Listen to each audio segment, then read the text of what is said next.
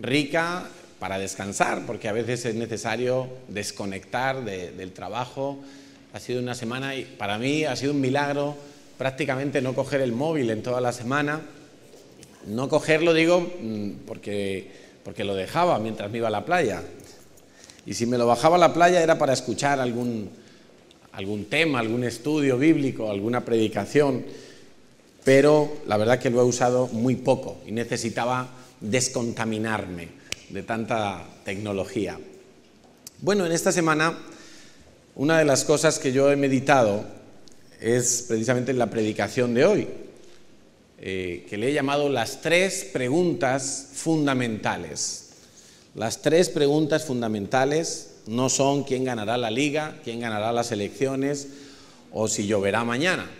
Las 3 preguntas fundamentales todos nos las hemos hecho o nos las vamos a hacer en algún momento de nuestra vida y son las siguientes preguntas. La primera, ¿quién soy yo? La segunda, ¿de dónde vengo? Y la tercera pregunta, ya la mayoría se la pueden imaginar, ¿verdad? ¿A dónde voy? ¿Quién soy? ¿De dónde vengo? ¿Y a dónde voy? Yo he meditado esta semana y he tratado de dar respuesta a estas preguntas de acuerdo a lo que dice la palabra de Dios, porque cualquier pregunta, cualquier inquietud que tú como ser humano tengas, da igual la edad, la raza, el sexo, la condición, cualquier pregunta que tú tengas, acude a la palabra de Dios, porque la palabra de Dios es, como se ha dado en llamar muchas veces, el manual de vida para nosotros. O sea que cualquier inquietud que pudiéramos tener, hasta se me ha olvidado hablar en las vacaciones, no sé qué ha pasado ahí, cualquier inquietud que pudiéramos tener, en la palabra de Dios vamos a encontrar las pautas o directamente las respuestas, y si algo no nos aclara la palabra de Dios, sencillamente, pues es algo que no es importante, no es imprescindible saberlo. Por ejemplo, hoy en día se gasta mucho dinero en saber si hay vida por ahí en Marte, en Plutón, que si hay agua, que si hay hidrógeno, y se gastan millonadas en investigar esta cantidad de cosas, precisamente buscando cuál es nuestro origen, ¿verdad? ¿De dónde viene el hombre? ¿De dónde surgió la vida? ¿De dónde surgió todo lo que existe? Pero si esas personas acudieran a los primeros capítulos de la Biblia, al libro del Génesis, pues allí encontrarían la respuesta. Dios creó todas las cosas. Sencillamente, Dios lo creó además de la nada, donde no había nada. Dios, a la orden de su boca, lo creó y las cosas fueron hechas. Eso que parece magia, o que el mundo llamaría magia, la palabra de Dios lo llama creación. Y todo fue hecho por Dios en 6 días, dice la Biblia, en 6 días. Pero seguimos gastando millones y millones y creamos un intento de ciudad ahí flotando en el espacio y buscamos moléculas en cualquier planeta para supuestamente demostrar que hay vida en otros planetas. ¿Es importante saber si hay vida en otros planetas? Pues la verdad, no, porque la Biblia no nos dice nada al respecto de eso, por lo tanto, no es algo en lo que debiéramos estar invirtiendo nuestros esfuerzos. Además, pasa algo curioso, que los científicos se asombran o quedarían pasmados y publicarían a todo tren unos titulares magníficos si encontraran una sola molécula de vida en algún planeta, pero sin embargo a un feto somos capaces de asesinarlo diciendo que eso no es nada. Y sin embargo ahí ya está el embrión de lo que va a ser una vida totalmente desarrollada en unos años. Somos así de raros los seres humanos cuando nos separamos de Dios, cuando estamos ajenos a la opinión de Dios, a los propósitos de Dios, a la vida de Dios. Entonces el ser humano empieza a hacer cosas muy extrañas, empezamos a darle vueltas a todo. Estas 3 preguntas, ¿quién soy? ¿De dónde vengo? ¿Y a dónde voy? Decía antes que todos nos las vamos a preguntar en nuestra vida en algún momento. quizá en un momento de crisis, de enfermedad, quizá después de un divorcio, después de una decepción, en algún momento de cansancio en la vida, de estos momentos que uno está como cansado de trabajar, de luchar, cansado de tirar adelante con la familia, quizá en algún momento en el que has tenido una victoria, pero esa victoria no te ha reportado lo que tú esperabas y en cierta manera te ha decepcionado esa victoria. Bueno, hay momentos en la vida, la adolescencia, tener un hijo, la crisis de la mediana vida, que dicen, yo no sé, que los hombres la pasamos a los 40 y tantos, yo tengo 46 y 3/4, no sé si la he pasado o no, si la he pasado ha sido leve o que lo diga mi mujer, pero hay crisis también de la mediana vida en la mujer, hay crisis en la adolescencia, hay momentos de la vida donde uno es más propenso a hacerse estas preguntas, ¿no? ¿Quién soy? ¿Qué hago yo aquí? ¿De dónde vengo? ¿Por qué estoy en la tierra? ¿Qué va a ser de mi vida? ¿A dónde voy a ir? Quizás se podrían encender las luces porque veo que hay un poco de nubes que están quitando el sol. En cualquier caso, estas preguntas tienen respuesta en la palabra de Dios. Y tienen una respuesta clara, que hoy la vamos a estudiar. La gente, por ejemplo, especula mucho, ¿no? Con ¿qué hay después de la muerte? Algunos dicen no hay nada, otros dicen que nos reencarnamos y que según hayas sido tus obras, pues tú vas a ser un animal de un tipo o un animal de otro tipo, quizá otra persona. Bueno, hay un sinfín de teorías. Cada cual más estrambótica, alejadas de lo que dice la palabra de Dios, para darle explicación a qué es lo que hay después de la muerte. Veíamos que también se gasta mucho dinero en encontrar vida fuera de la tierra, ¿verdad? Algunos pasan toda la vida buscando cuál es el propósito precisamente de la vida. Algunos se centran en el éxito profesional y quieren ser el mejor futbolista, el mejor abogado, el mejor empresario. Algunos se centran en la familia, quieren tener un hogar perfecto, quieren tener unos hijos que toda la vida vivan con ellos, incluidos los yernos, las nueras, todos ahí. El otro día vi un programa de televisión, porque eso sí, he visto más televisión de la cuenta en estas vacaciones, más televisión de lo que normalmente veo.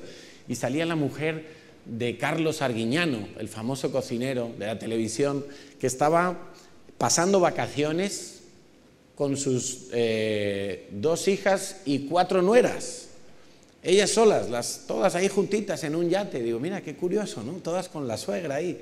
Bueno, pues mira, algunos se enfocan todo en la familia y creen que tener una familia ejemplar pues es lo que tiene sentido en esta vida. Otros pasan la vida con aires de venganza.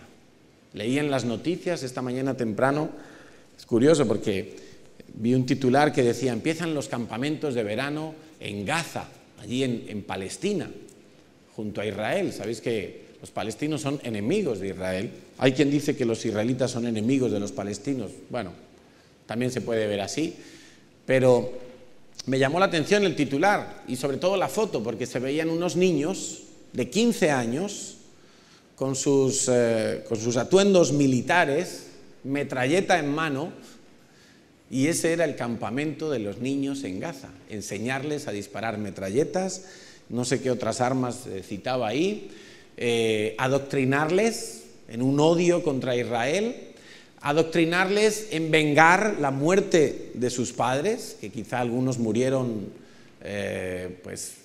haciendo estallar bombas o pasando túneles por debajo de la frontera para poner bombas en el territorio de Israel. ¿Quién sabe de qué manera? Terroristas, al fin y al cabo. Bueno, pues a esos niños de 15 años, ahora en verano, Hamás, el grupo terrorista Hamás, les paga totalmente gratis sus campamentos para hacer de ellos ya suicidas del futuro. Suicidas del futuro. O sea, esos niños crecen sabiendo que su propósito en esta vida es vengar la sangre de sus parientes que han muerto en su lucha, por decirlo políticamente suave, en su lucha contra Israel, pues para eso van a vivir, para dejarse matar en cualquier momento, para ponerse un cinturón de bombas, para buscar la manera de aniquilar a Israel. Hay gente que vive así toda la vida, no hace falta ser un terrorista de Hamás, pero hay gente que vive mucho tiempo de su vida odiando a los demás, resentido con los demás, con un odio interno y un deseo de venganza hacia los demás o hacia alguna persona que le hirió, que pareciera que el único objetivo en su vida tiene que ser hacer todo el daño posible a esa otra persona. Hay otros que buscan el propósito en la riqueza, en las cosas materiales, en el placer, en la búsqueda de placer, y así encontramos un sinfín, un numeroso grupo de propósitos, todos ellos fallidos, porque ninguno de esos propósitos va a ser suficiente para calmar la sed en el corazón del hombre. Ahora quiero que me acompañes a la Biblia, a Juan capítulo 13. Juan capítulo 13 está ambientado en los momentos finales de la existencia de Jesús de Nazaret sobre la tierra, cuando ya Jesús estaba reunido con sus discípulos, cenando. ¿Cuántas veces habremos leído este pasaje y otros paralelos en los demás evangelios? Ese pasaje de la última cena, ¿verdad? ¿Cuántas veces nos hemos imaginado estar allí sentados en esa última cena? ¿Cuántas veces hemos podido soñar o pensar cuáles serían la posición en la que estaban sentados los apóstoles? El clima, tantas cosas, ¿no? Todos los matices. A mí personalmente me gusta, cuando leo la Biblia, imaginarme la escena. Y después de haber estado en Israel, muchas de esas escenas es más fácil imaginárselas. Haber estado en el aposento alto, donde fue la cena, o donde se supone que fue la cena. Y hemos estado metidos en esa situación muchas veces al leer estos pasajes. Ya el Señor Jesús había hecho sus 3 años de ministerio público de cara a la sociedad de Israel, había sanado enfermos, había hecho milagros, había hecho liberaciones, había instruido fuertemente a sus discípulos y estaban ahí en la última cena, su última célula, por decirlo así, su último encuentro para poder disfrutarlo juntos. Y estaban disfrutando juntos de esa última cena. Era una cena de preparación para la Pascua. Y en esas circunstancias, ya Jesús, habiendo hecho prácticamente todo su trabajo con respecto a la sociedad y con respecto a sus discípulos, le quedaba lo más importante, que era morir en la cruz, porque si no hubiera muerto en la cruz, tú y yo no estaríamos aquí hoy, no tendríamos el perdón de nuestros pecados. Y estando en esa situación, les dice estas palabras, Juan 13, capítulo 13, versículo 3. Sabiendo Jesús que el Padre le había dado todas las cosas en las manos y que había salido de Dios y a Dios iba, se levantó de la cena y se quitó su manto y tomando una toalla se la ciñó. Luego puso agua en un lebrillo y comenzó a lavar los pies de los discípulos y a enjugarlos con la toalla con que estaba ceñido. Esta escena y estas palabras nos describen exactamente la respuesta a las 3 preguntas fundamentales de la vida. ¿Quién soy? ¿De dónde vengo? ¿Y a dónde voy? Empezando con quién soy, aquí vemos que Jesús era el Hijo de Dios, todos lo sabemos, Él mismo lo declaró, la gente lo declaraba, Él es el unigénito Hijo de Dios, por lo tanto no cabe duda. Jesús, ¿quién es? Jesús es el Hijo de Dios. Hace unas semanas yo prediqué sobre nuestra identidad como cristianos, ¿verdad?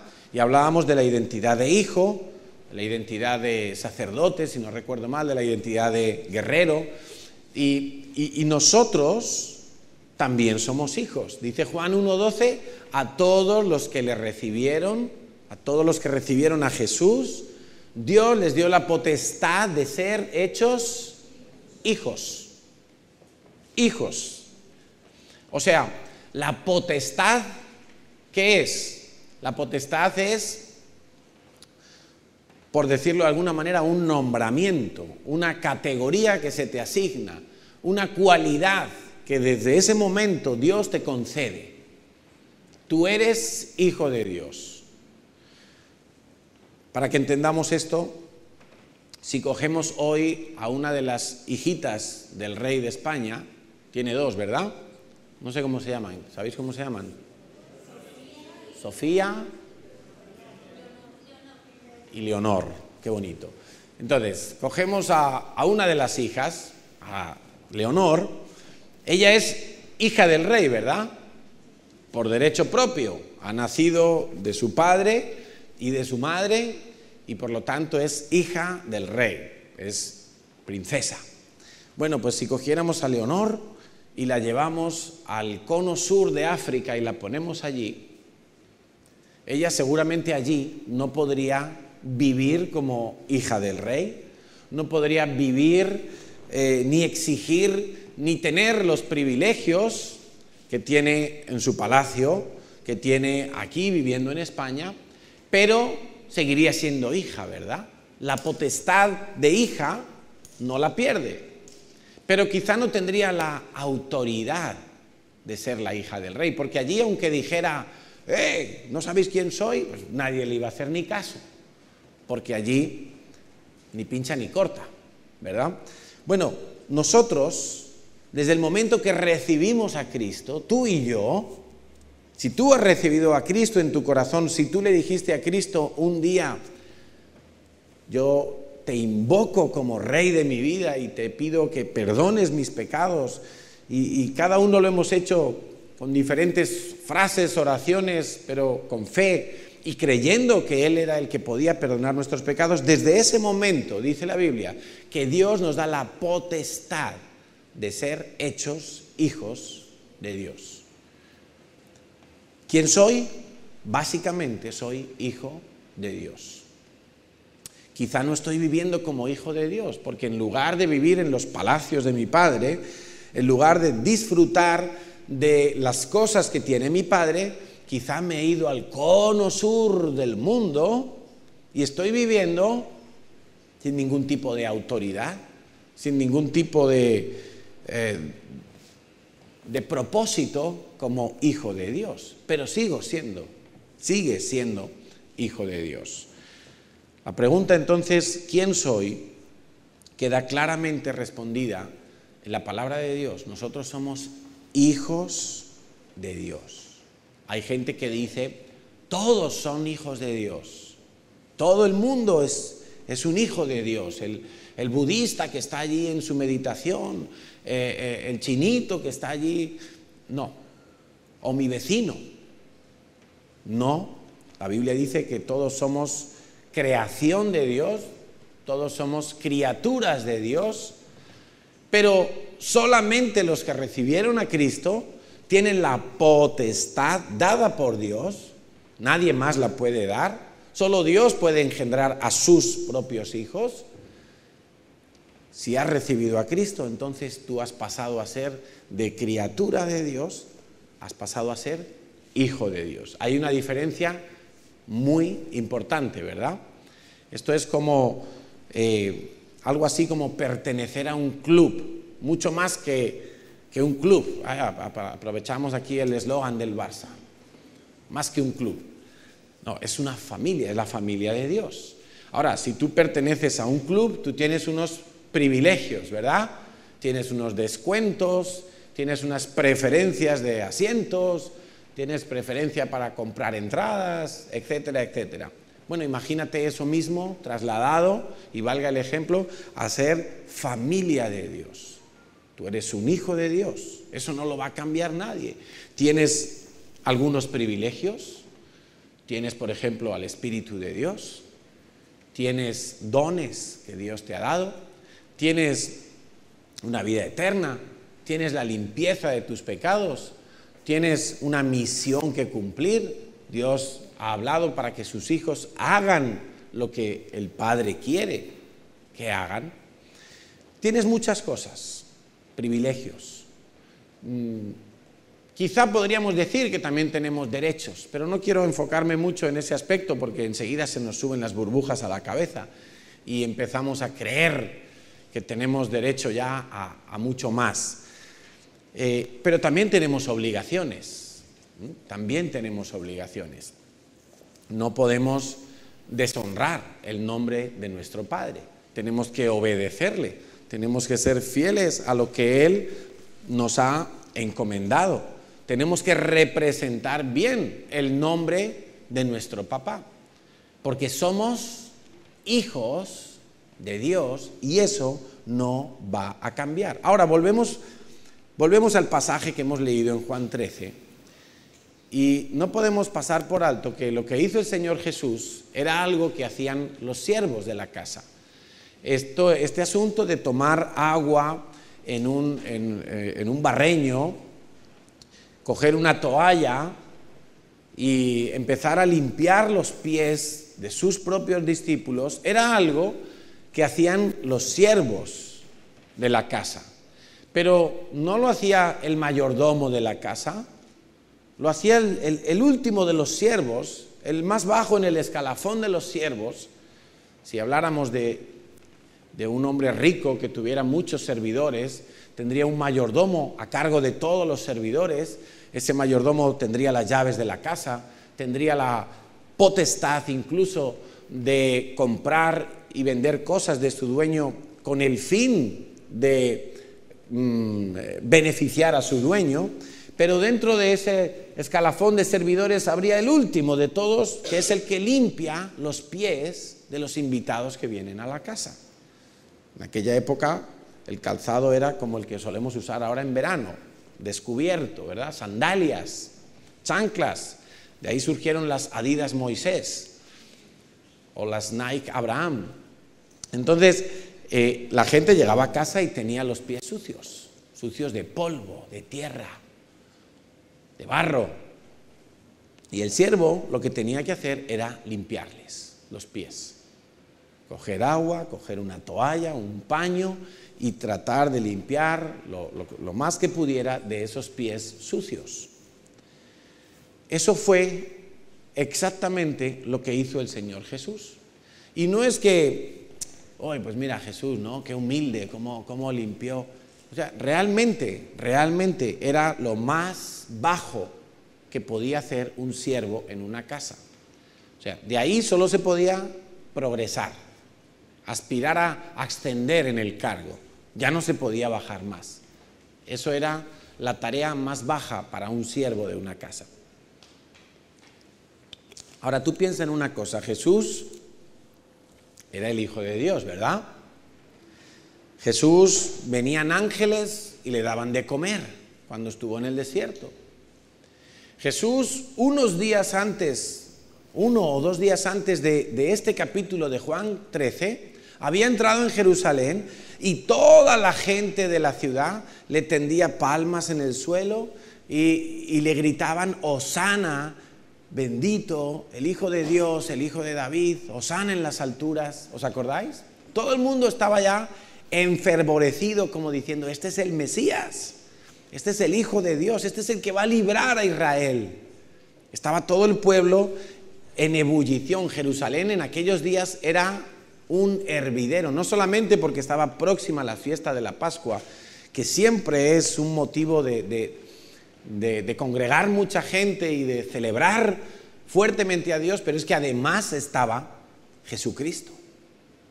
Estaba Jesús, que había estado sanando gente, había estado criticando a los fariseos, había estado confrontando a los religiosos, había revolucionado literalmente la ciudad. Había un complot para apresar a Jesús.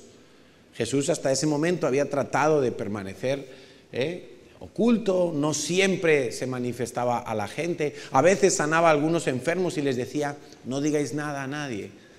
Todavía no es el tiempo de que salte mi fama por los aires. Bueno, ese Jesús, el que había vivido todas esas cosas, el que había sido aclamado por media ciudad, ahora en un salón pequeño con sus 12 discípulos, incluido el que le iba a traicionar, él se humilla y les lava los pies, como haciéndose él a sí mismo siervo de todos. ¿Cómo es posible que tú te imaginas que entrara aquí el rey Felipe VI? Que entrara el rey Felipe VI y dijera: os voy a lavar los pies a todos. Algunos saldría corriendo y diría: no, mejor, para que no se muera el rey, que sigamos teniendo rey. Bueno, imagínate que entrara por esa puerta y dijera: les voy a lavar los pies a toda esta gente. Les voy a curar sus heriditas, sus callos de los pies. Uno se sentiría incómodo, ¿no? El rey aquí, yo me tengo que descalzar y qué cosa tan extraña, ¿verdad? Bueno, eso mismo, pero amplificado en cuanto a trascendencia, fue lo que hizo Jesús. Siendo el rey, siendo el Hijo de Dios, siendo admirado de sus propios discípulos, él se hizo siervo de todos. ¿Cómo pudo él humillarse, hacerse siervo en ese grado tan bajo? ¿Qué fue lo que le permitió a él hacer una cosa como esa?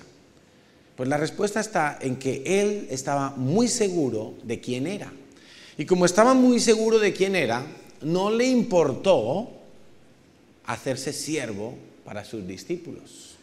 ¿Tú te acuerdas de cuando el rey David trajo el arca a Jerusalén, después de que había estado muchos años fuera de Jerusalén?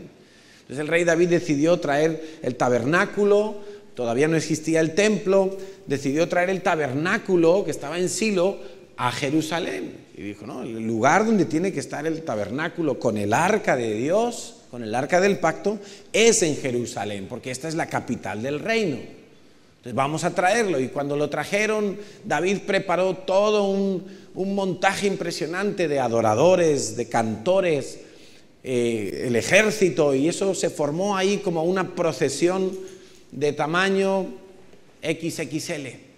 ¿Y qué hizo el rey David? El rey David estaba tan contento, él era un adorador, él sabía que era hijo de Dios, era el rey, pero no le importó quedarse en paños menores y danzar como si estuviera embriagado. Era alegría desbordante la que tenía. Hasta su mujer le dijo: ¿qué haces? Que tú eres el rey. ¿No ves que...? Él dijo: no me importa. Yo, por mi Dios, yo me envilezco, me hago más vil todavía. Yo me hago más bajo por mi Dios, porque yo sé quién soy. Él no tenía miedo de que la gente dijera: vaya un rey que tenemos, este es un fantoche, este es un payaso, no queremos este rey. No tenía miedo de eso, él sabía que Dios le había puesto. De la misma manera Jesús no tenía ningún temor, no tenía ninguna vergüenza para humillarse delante de sus propios discípulos, servirles en la condición más baja que se podía servir, porque él sabía que era hijo de Dios y que estaba puesto para agradar a Dios y no a los hombres. Por lo tanto, él tenía plena seguridad en quién era. Y cuando alguien tiene plena seguridad en quién es, entonces puede elegir libremente servir a los demás. Si tú tienes claro que eres hijo de Dios, tú vas a tener libertad para poder servir a los demás. Pero la gente que no sirve a los demás, quizá no tiene clara su identidad en el Señor. Pero el ejemplo del Señor es claro.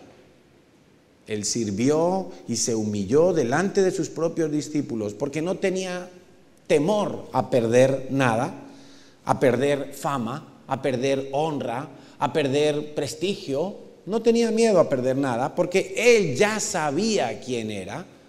No estaba buscando la aprobación de los demás porque ya se sabía aprobado por Dios.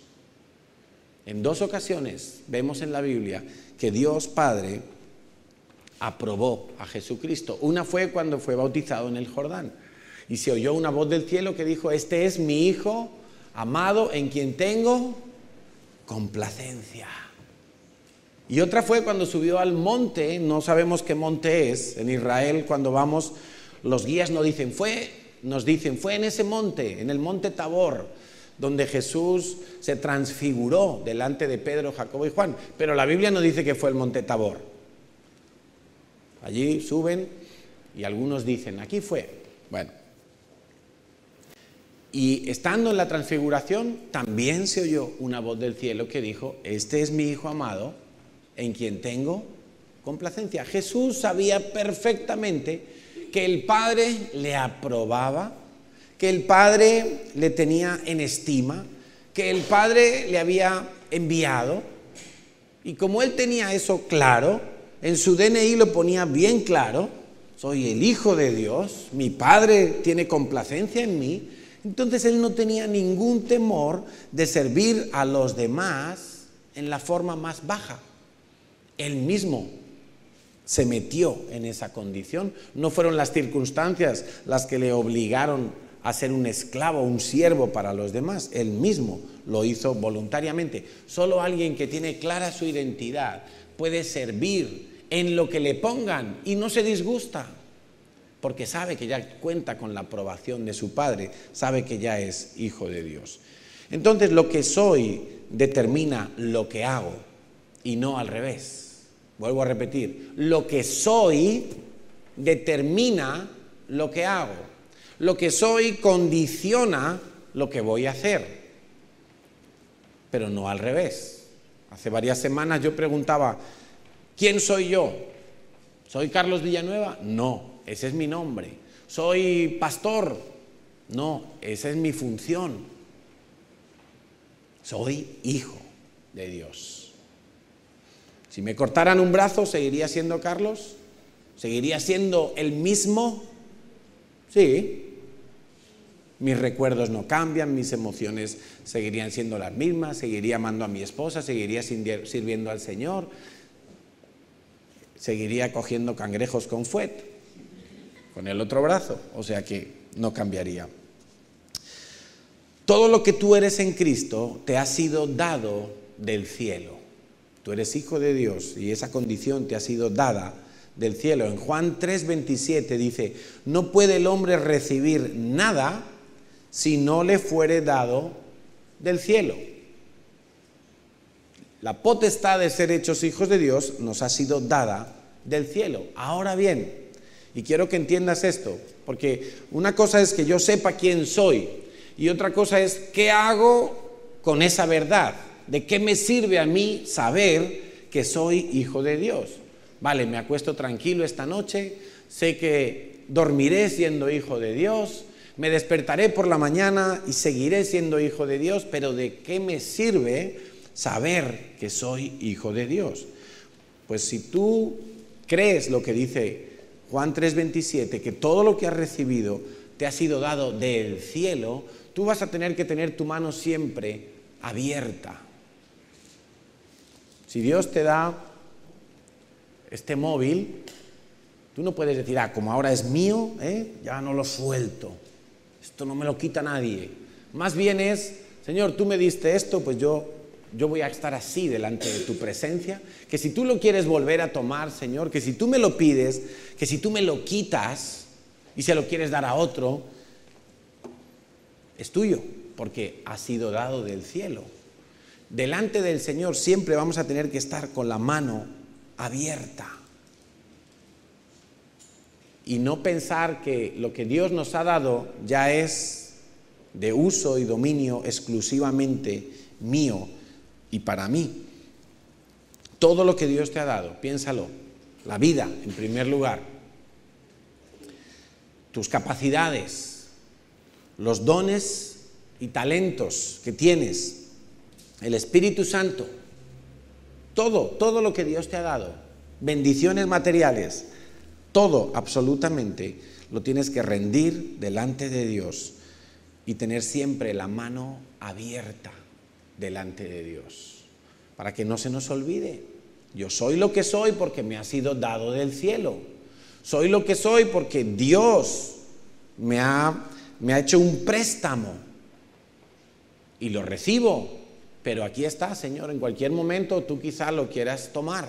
En cualquier momento tú quizá lo quieras para ti, para algo. Y tenemos que confiar en que Dios siempre va a ser fiel para restaurar todas las cosas que nos pida.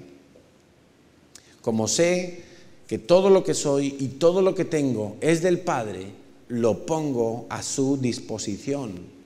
Le sirvo, le doy, le entrego, sabiendo que siempre mi papá tendrá más para darme, que mi papá no se arruinará jamás, que mi papá nunca dejará de amarme, que mi papá celestial no cambia. Sus principios y su carácter son santos y son eternos, no cambian. Por eso, saber quién soy me ayuda a vivir de una determinada manera. La capacidad de Dios es infinita. La capacidad de Dios Padre no tiene límites. Dios no es escaso. Por eso puedo vivir con la mano abierta delante de Él, para que Él ponga y Él quite y Él haga y Él deshaga todo lo que quiera. Porque siempre puedo confiar en que al otro lado, en el lado de papá, hay mucho más. Por eso traemos nuestros diezmos y nuestras ofrendas a Dios. Uno, porque le reconocemos a Él. Él es la fuente, entonces dice la Biblia, las primicias son de Dios. Mejor dicho, son para Dios. El resto es para ti, para que tú lo disfrutes. Todo le pertenece a Dios, pero Dios te dice, las primicias las traes. Y algunos dicen, ay, pero es que si diezmo, ¿cómo pago la luz? Si diezmo, ¿cómo pago los libros? Si diezmo, ¿cómo pago el alquiler? Pero lo que Dios te está diciendo es, si yo te he dado ese sueldo, confía, ten la mano abierta, porque del otro lado hay más, hay mucho más. Del otro lado, Dios siempre tiene provisión. Del lado de Dios, del lado del cielo, siempre va a haber más. Y todo lo que Dios te pueda pedir, Dios te lo va a restaurar. No temas, por lo tanto, porque tú eres hijo de Dios. Yo digo que la vida es el proceso mediante el cual Dios trabaja en nosotros para que nos parezcamos más a Él. La vida, ¿quién soy? Soy hijo de Dios, ¿sí? ¿Y qué hago aquí? ¿Para qué me sirve saber que soy hijo de Dios? Pues, si te sirve esta definición, la vida es el proceso, es el tránsito en el cual Dios está trabajando en tu vida para que te parezcas más a Él. Dios quiere que tú seas santo, Dios quiere que tú tengas amor, Dios quiere que tú perdones, Dios quiere que tú seas libre como Él es. Dios quiere que tú te parezcas a Él. Dios quiere que tú llegues a ser como Él. Por eso nunca te puedes olvidar de que eres hijo de Dios. Y los hijos se parecen a los padres, ¿verdad? ¿Os habéis dado cuenta o no? No digo necesariamente en lo físico, que a veces sí, a veces no. Pero los hijos tienen las mismas formas de hablar que los padres. Si los padres se enfadan con unos gestos, los hijos reproducen esos gestos. Yo lo veo en mis hijos. Si el padre anda de una manera, los hijos tienden a andar de la misma manera. Yo he sido capaz de distinguir a un hijo mío en la distancia por su forma de andar, porque veo que es como que tiene los genes Villanueva, ¿sí? O los genes Blanco de Natalia. Entonces yo veo la forma de mirar, la forma de orar. Los hijos tienden a ser como los padres. Y precisamente eso es lo que quiere Dios, que tú llegues a ser como Él. Segunda pregunta, ¿de dónde vengo? Ahí el Señor Jesús lo dice claramente, ¿verdad? En Juan 13:3, contéstale, porque si no, no va a dejar de... Juan 13:3 dice, sabiendo Jesús que el Padre le había dado todas las cosas en las manos y que había salido de Dios. ¿De dónde venimos? Evidentemente de Dios. Cada uno de nosotros venimos de Dios. Dice en 1 Juan 5:1, todo aquel que cree que Jesús es el Cristo es nacido de Dios. El Salmo 139:16 lo citaba Natalia durante el tiempo de la alabanza. Dice, mi embrión vieron tus ojos y en tu libro estaban escritas todas aquellas cosas que fueron luego formadas sin faltar una de ellas. Todos nosotros hemos sido creados porque Dios quiso que existiéramos. No somos fruto del azar, no somos fruto de ninguna... mejor dicho, somos fruto en lo físico de una decisión tomada por personas, pero en lo espiritual, en lo eterno, hemos sido engendrados por Dios. No hemos sido engendrados espiritualmente por decisión humana. Ahora, creo que esta idea es fácil de entender. Todos venimos de Dios, hemos salido de Dios también, espiritualmente hemos nacido de nuevo de Dios, pero venimos, antes de eso, venimos también de un Adán, venimos de un hombre de pecado, de un hombre que representa el pecado, la muerte, la enfermedad, la corrupción, el engaño, el conflicto, la crisis, la confusión. Venimos de Adán también porque todos nosotros antes estábamos muertos en nuestros delitos y pecados. Venimos de una forma de vida separada de Dios. Por eso Dios tiene que meternos en ese proceso largo, a veces doloroso, en el cual Dios quiere que nos parezcamos cada vez más a Él. Precisamente hemos salido de esa cantera de pecado porque hemos creído en Jesucristo y le hemos pedido a Dios que perdone todos nuestros pecados. Ahora, quiero detenerme un momento en este punto tan vital. Tú eres hoy lo que eres hijo de Dios, y no te olvides que antes eras un pecador cualquiera que vivía allí embadurnado de pecado, muerto espiritualmente, separado de Dios, ajeno totalmente a los planes de Dios. Y de allí es de donde Dios te ha traído, porque Dios, cuando tú has clamado a Él, Dios te ha perdonado todos tus pecados. ¿Estamos claros hasta ahí, no? ¿Por qué hemos sido perdonados? No es porque hemos empezado a hacer buenas obras, no es porque Dios ha dicho, uy, mira, este merece ser perdonado. No, ha sido cuando hemos clamado a Dios, cuando desde nuestro pecado hemos dicho, Señor, perdóname, es cuando Dios ha decidido perdonarnos. Y la Biblia dice que el reino de los cielos es semejante a dos deudores. Está en Mateo capítulo 18. Habla de dos deudores. Uno que debía mucho dinero y no podía pagar. Y entonces vino el acreedor y le dijo, págame lo que me debes. Y él dijo, no puedo, pero yo quiero pagarte. Dame tiempo, ten paciencia conmigo y te lo pagaré todo. Y como el banquero le vio ahí hecho polvo y sufriendo, le dijo, está bien, te perdono la deuda. Vete tranquilo. Y el hombre se fue feliz. Feliz. Imagínate que recibes una llamada del banco.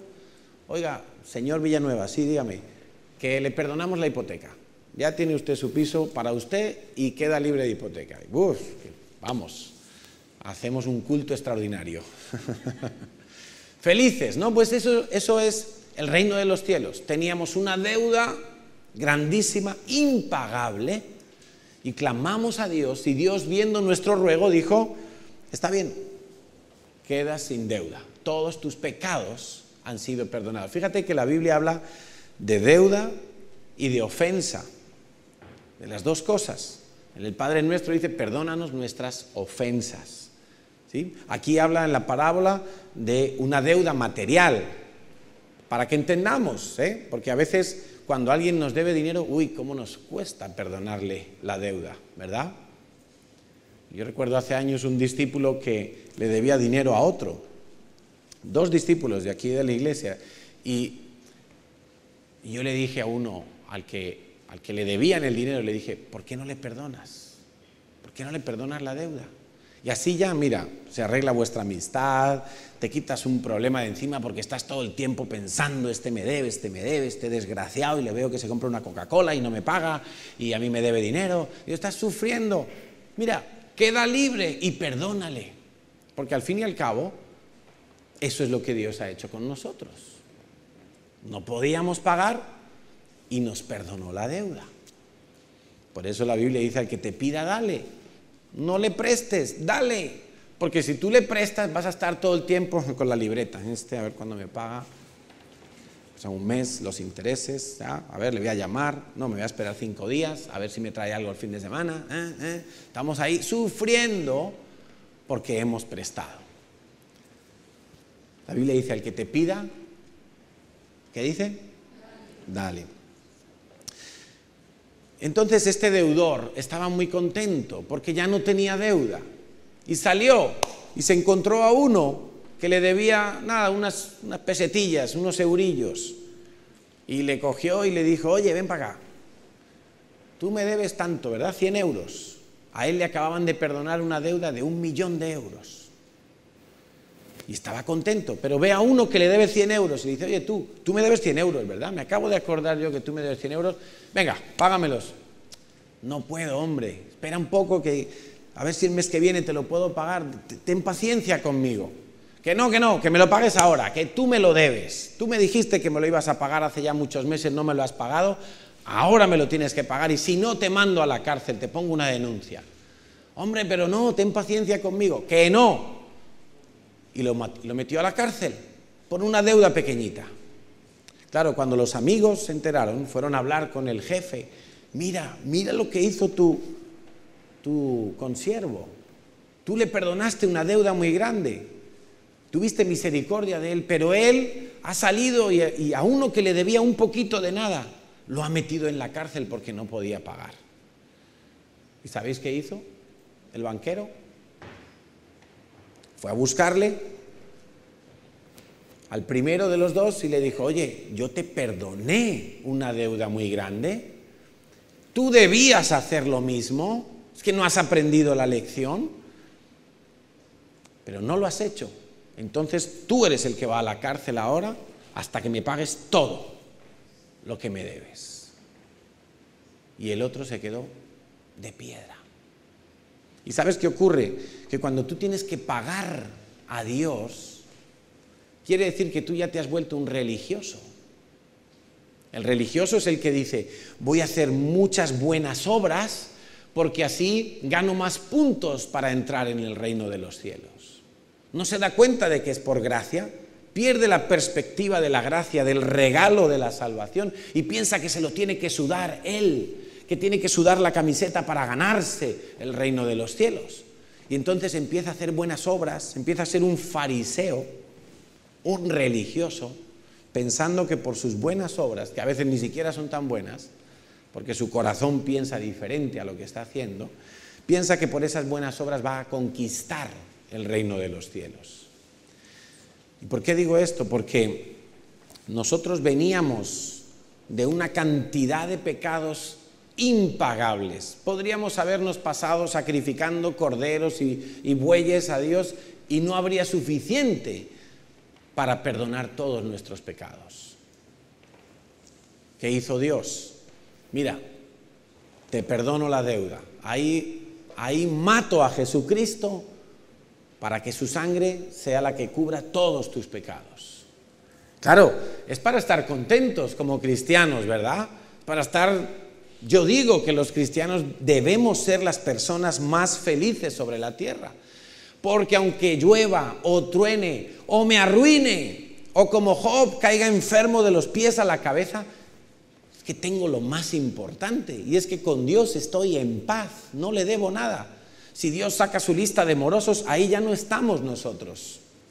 Si Dios saca la lista de deudores, ahí ya no estamos nosotros. Estamos en la otra lista, en la del libro de la vida. Claro, es para estar contentos, es para estar felices.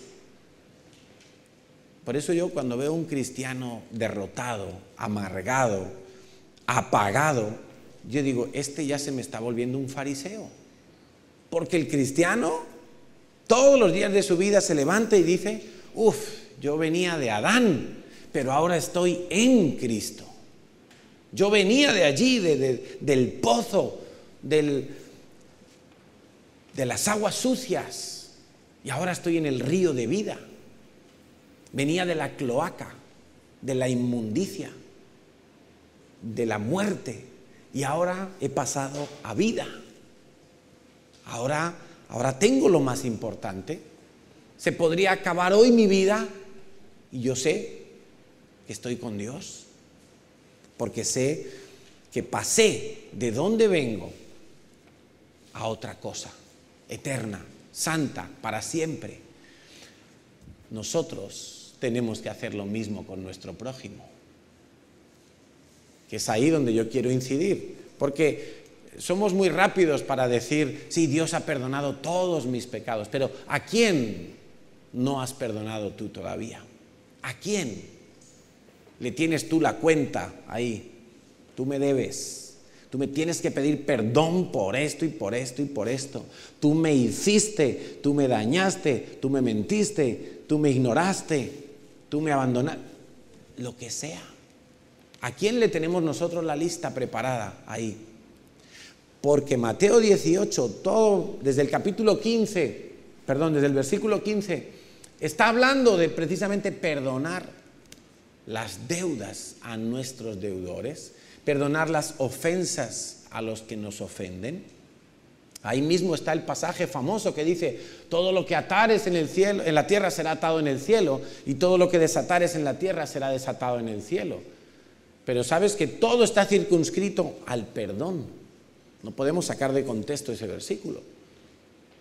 Todo está circunscrito al perdón. Donde dos o más se pusieren de acuerdo, ¿sabes qué es ponerse de acuerdo? Cuando yo puedo mirar a Mandela y digo, no tengo nada con él y él no tiene nada conmigo. No le debo nada, él no me debe nada. No guardo nada contra él, él no guarda nada contra mí. Entonces nos podemos poner de acuerdo y pedir algo y Dios está contento porque ve que somos aquel siervo que se le perdonó una deuda muy grande y luego ese siervo va a otro y le perdona también su deuda.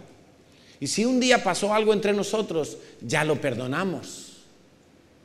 Entonces podemos estar de acuerdo. Entonces podemos atar en la tierra y será atado en el cielo. Habrá una trascendencia espiritual en nuestras oraciones.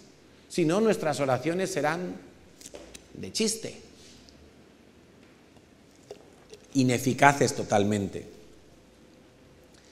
Nosotros tenemos que perdonar a todo aquel que nos ha ofendido.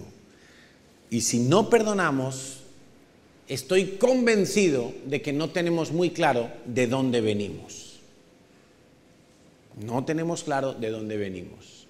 Ahora, el que sabe aquí y cree en su corazón que venía de estar muerto, que venía de estar enfermo, que venía de estar separado de Dios y que esa barrera ha sido quitada por la sangre de Jesús y que ahora disfrutas de la comunión con el Padre, una persona así no puede albergar resentimiento contra otro. Si tú tienes claro de dónde has venido, tú tienes que perdonar a todo el que te haya ofendido. Y no me valen disculpas de ningún tipo. No me valen, es que tú no sabes, pastor, lo que a mí me han hecho. Es que tú no sabes cuánto dinero me han robado. Es que tú no sabes lo que me hizo aquella persona. Pues yo sé lo que le hicieron a Jesús y creo que ninguno de nosotros ha pasado tal calamidad como la que le hicieron a Jesús.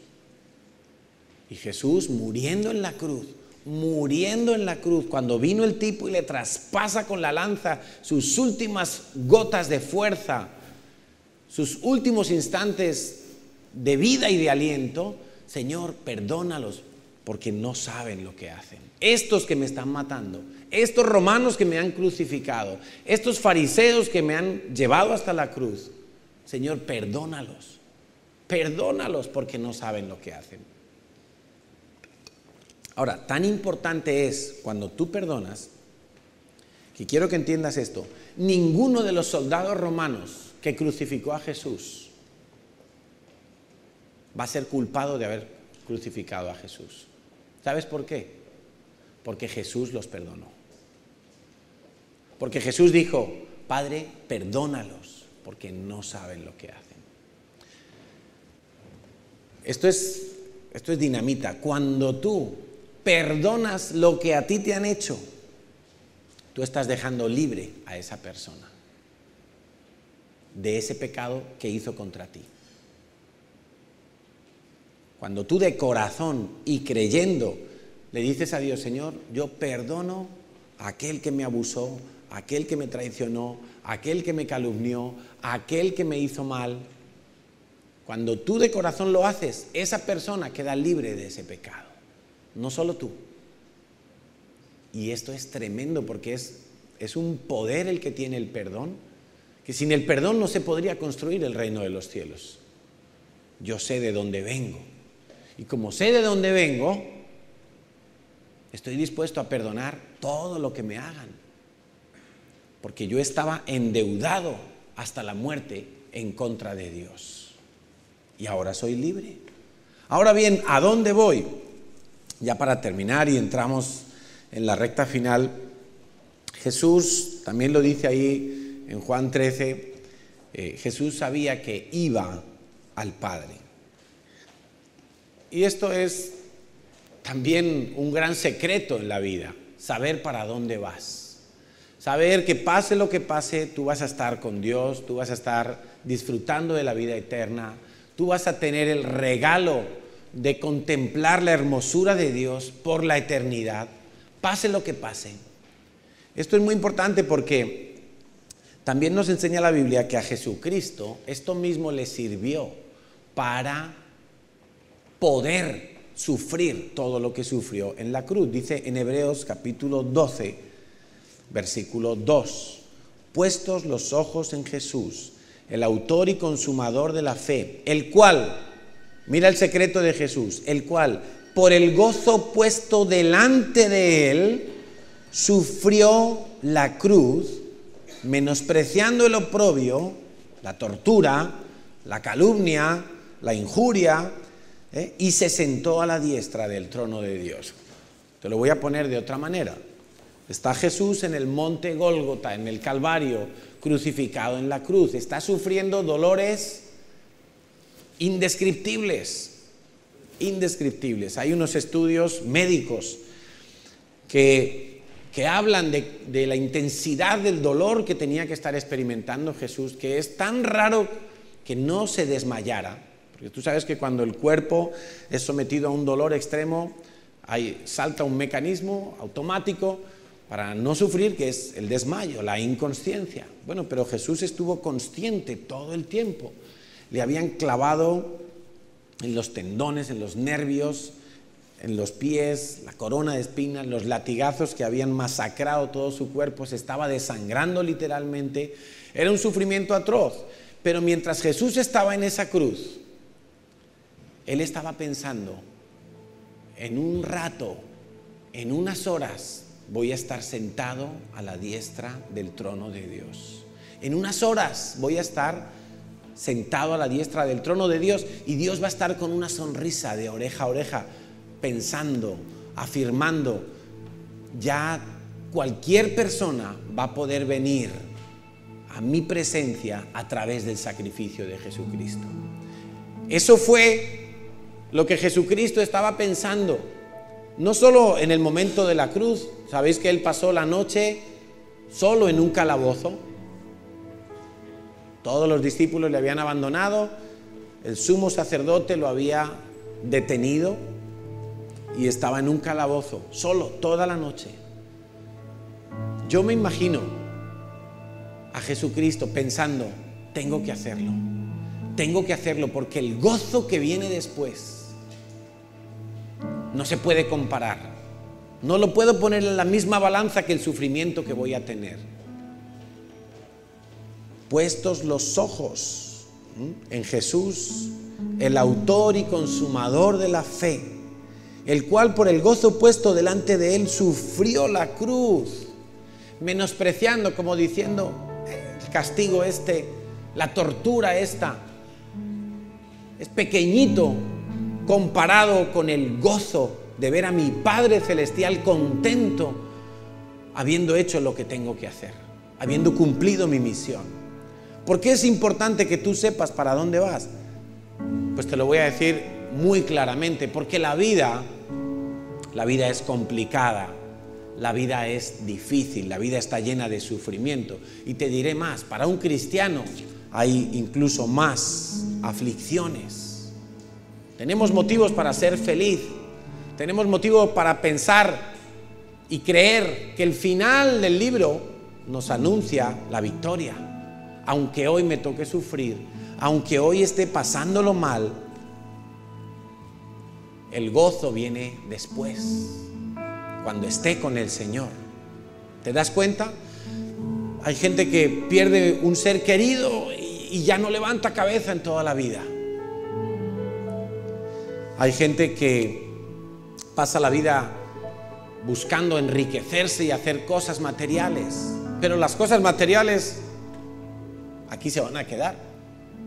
Puedes hacerte el castillo más grande, la piscina más grande, comprarte una isla privada, pero eso se va a quedar aquí. El gozo viene después, cuando estemos con el Señor. Cuando estemos con el Señor.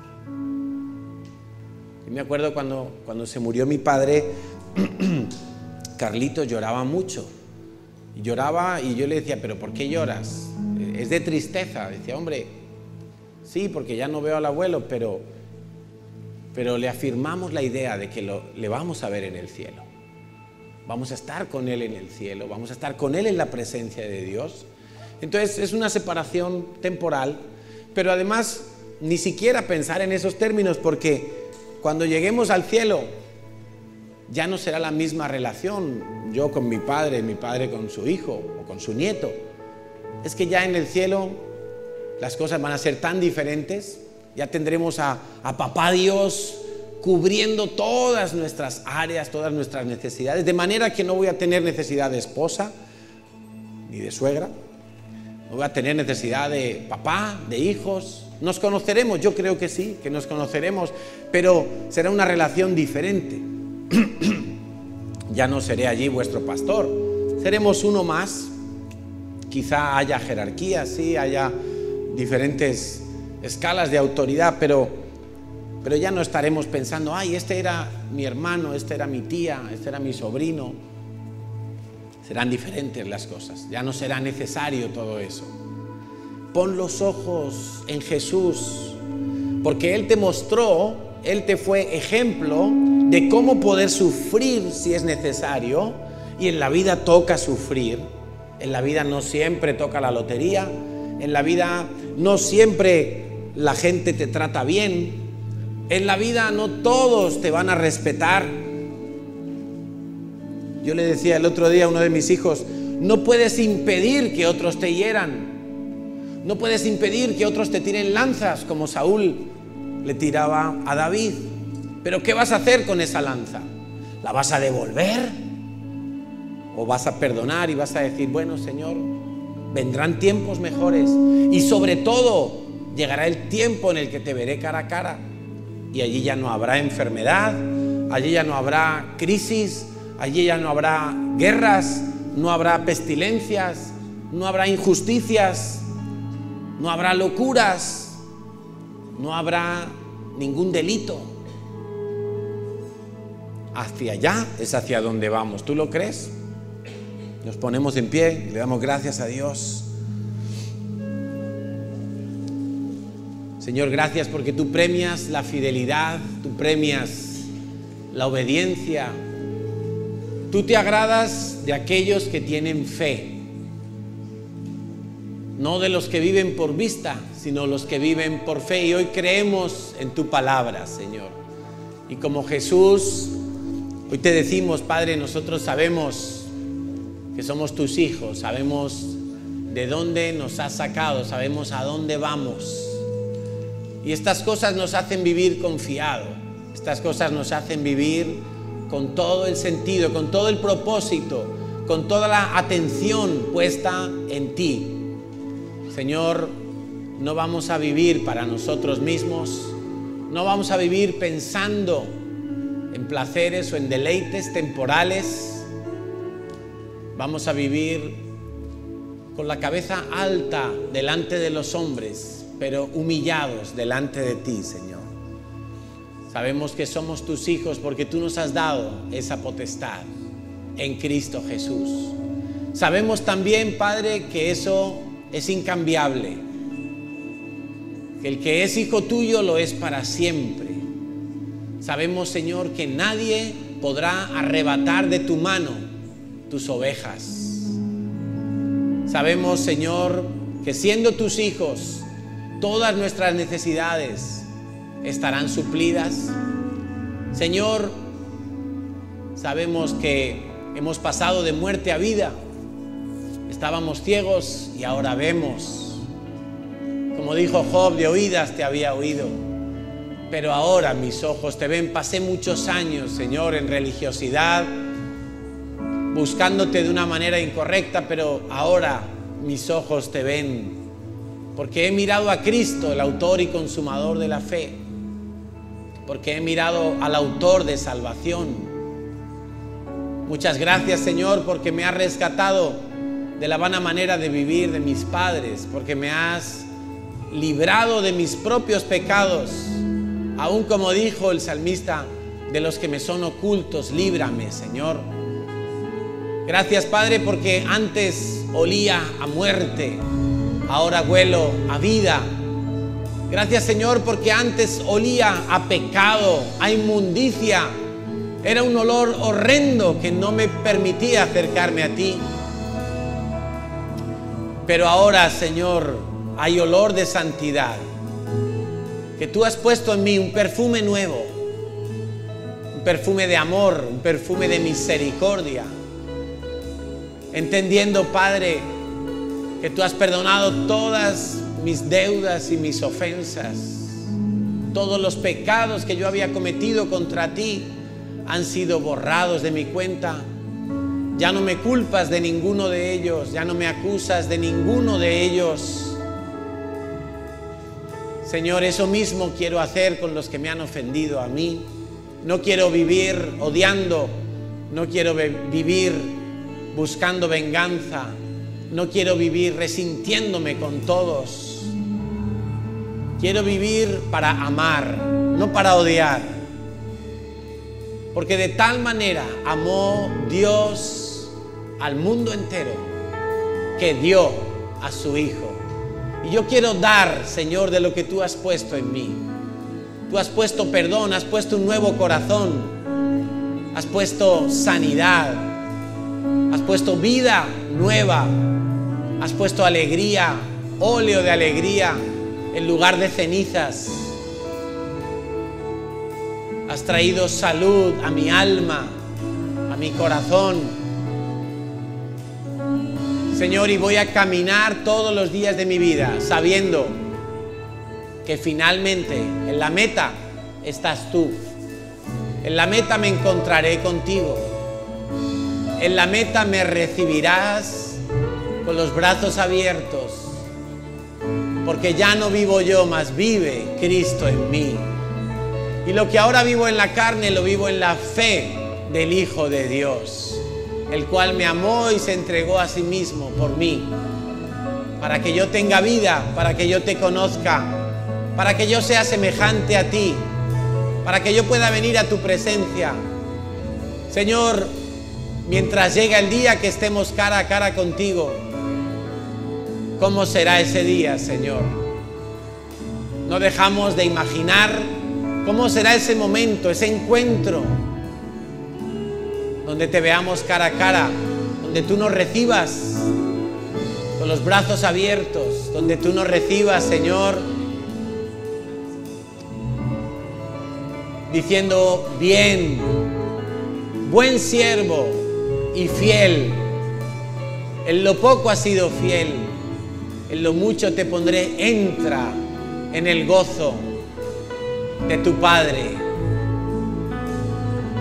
Señor, cómo anhelamos este día, cómo anhelamos la redención completa de nuestras vidas. Mientras eso llega, caminaremos erguidos como hijos de Dios.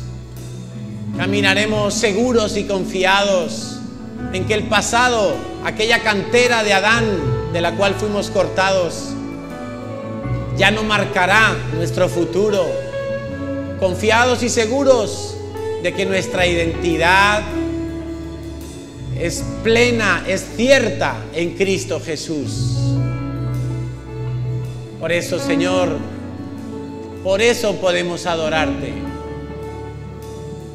Por eso podemos exaltarte, Señor.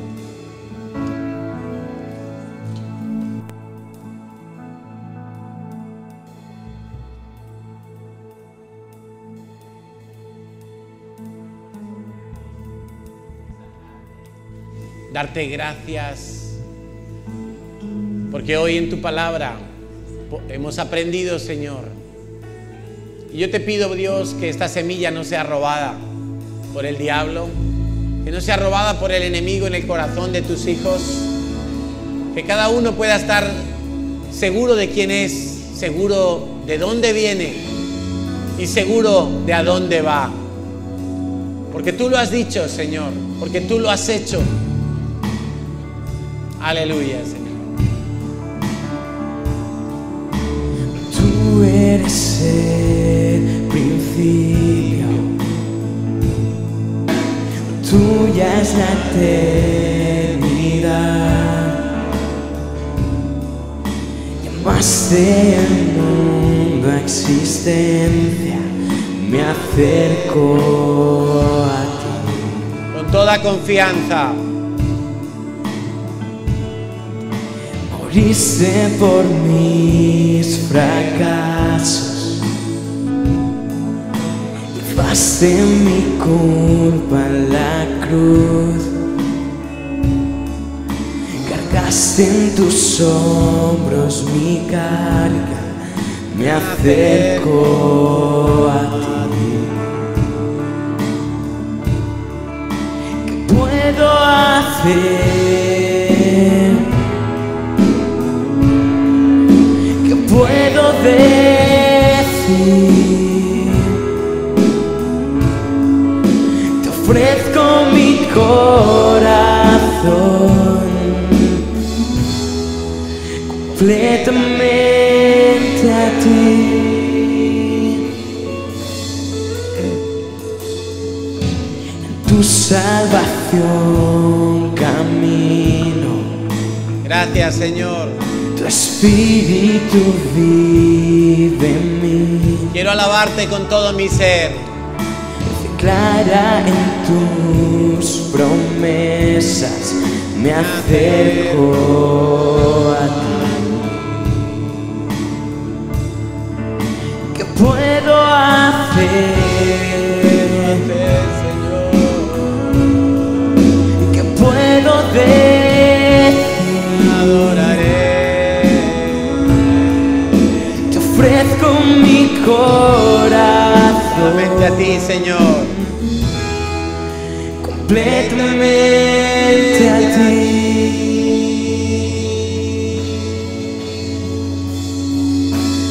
Gracias, Señor. Tú tienes respuesta para toda necesidad. Tienes palabras de vida.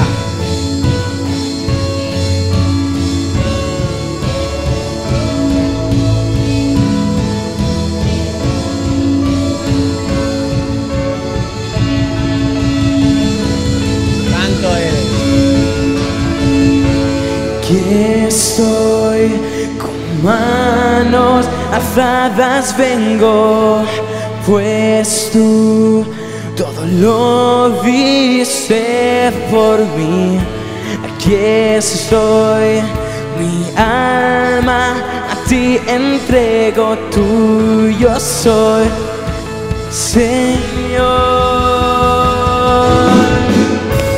Sí, Señor, te adoramos, te exaltamos.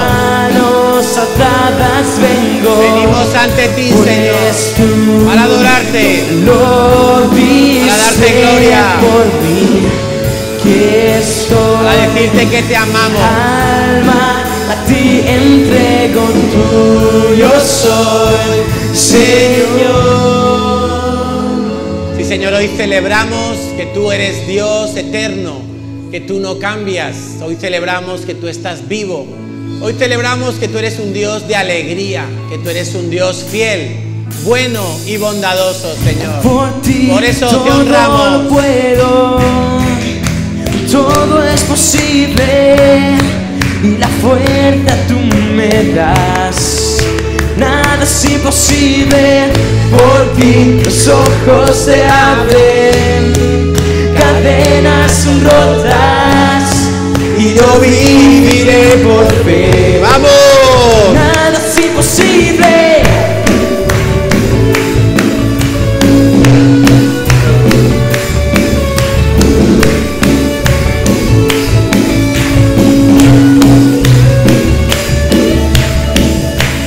Viviré por lo que veo, viviré por lo que siento. Yo sé que aquí conmigo estás. Yo sé que tú eres grande, Dios. Por ti todo lo puedo. Todo es posible y la fuerza tú me das. Nada es imposible, por ti los ojos se abren, cadenas son rotas y yo viviré por fe. Nada es imposible.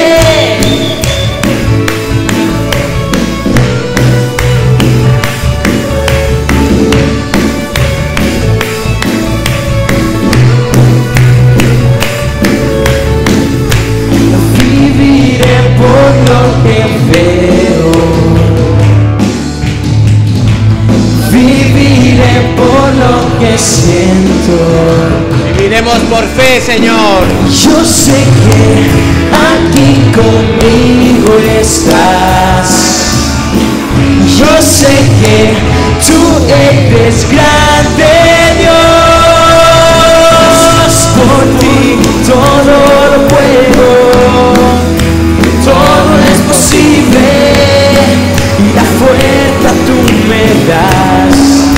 Nada es imposible, por ti los ojos se abren, cadenas son rotas y yo viviré por fe. Nada es imposible.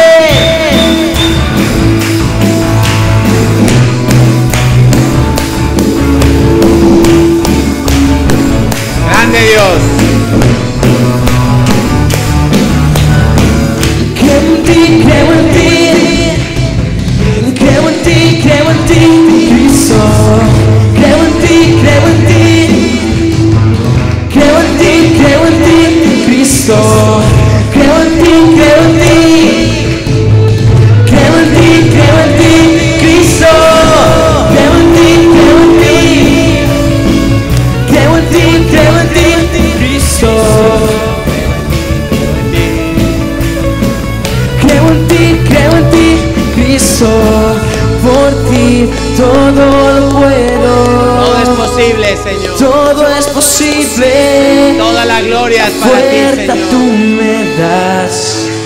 Nada es imposible, por ti los ojos se abren, cadenas rotas y yo viviré por fe. Nada es imposible, creo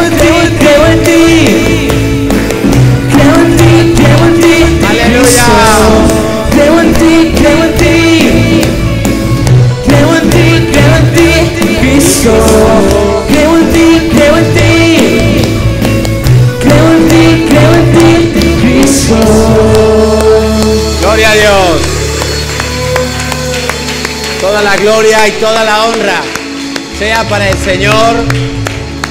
Amén. Voy a pediros que os sentéis un momento, que hay unos anuncios. Bueno, primero que todo saludar a los que nos ven por internet, siempre se me olvida. Algunos que están de vacaciones han dicho que iban a ver la reunión, pues los saludamos, que les siente bien el sol y el bañito. Saludamos a los que nos visitan por primera vez, ahora les van a atender para tener un pequeño obsequio con ellos también.